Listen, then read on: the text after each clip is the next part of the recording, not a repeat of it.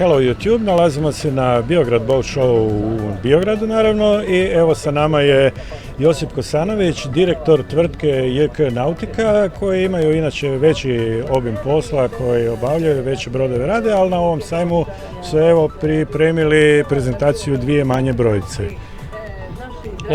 Dobar dan, kao što sam spomenuo, znači na sajmu smo sa dvije brodice, jedna je Kalea 19, druga je Kalea 17.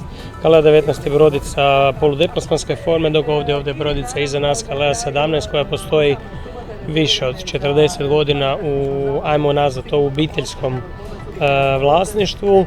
Mi smo ju malo modernizirali, redizajn neki napravili i trenutno je ovdje izložena sa motorom Yamahom 9,9 konja koja je po meni najoptimalnija za ovu brodicu jer ona sama po sebi ima neku težinu od svojih 600 kg pa treba taj malo jači motor.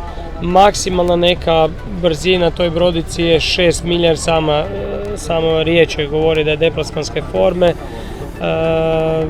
a neka putna brzina onih idealnih mirnih 5 čvorova ili milja kako ćemo što nazvati. Automatski pretpostavljam da je onda i potrošnja vrlo mala sa takvim motorom i omogućava veliki užitak. Vidim da je kabina opremljena sa jastucima, znači omogućava i da se provede jedan produženi vikend, da se prespava uredno. Ako su manji ljudi, kako se kaže, mislim ona ima dva leža, ima komotna i postoji mogućnost znači ubacivanja takozvanog trećeg leža, a to je u biti stol koji se iz kokpita prebaci u sredinu između ta dva ležaja, dobite 3 ležaja. Ajmo reći onda za roditelje jedno dijete, jedno dijete mislim stisnulo bi se i 3 odrasle osobe, ali najidealnije roditelji jedno dijete. Mislim, eto, to je što se toga tiče. Odlično, recite, sama brodica se može naručiti, vjerojatno se sve dobiva po narudžbi, uključujući boju, razinu opreme.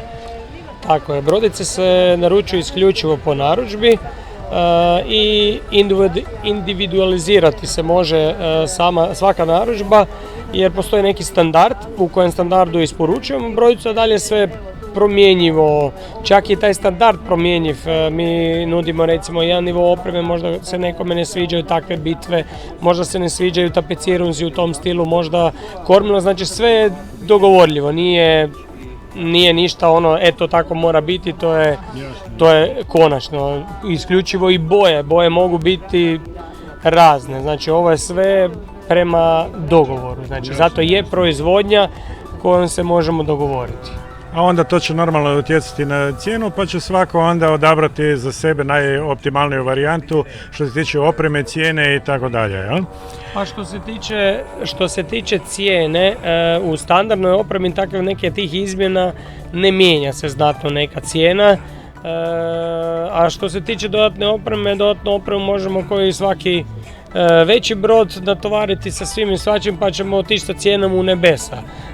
Zavisi kome šta treba i sad ću reći ima jako puno brodova koje smo napravili gdje su ljudi kupili i ono što im ne treba. Ali eto sviđa se čovjeku koji svima nama nešto da kupimo, a onda nas to ne koristimo ili spremimo negdje na neko mjesto gdje to stoji godinama dalje.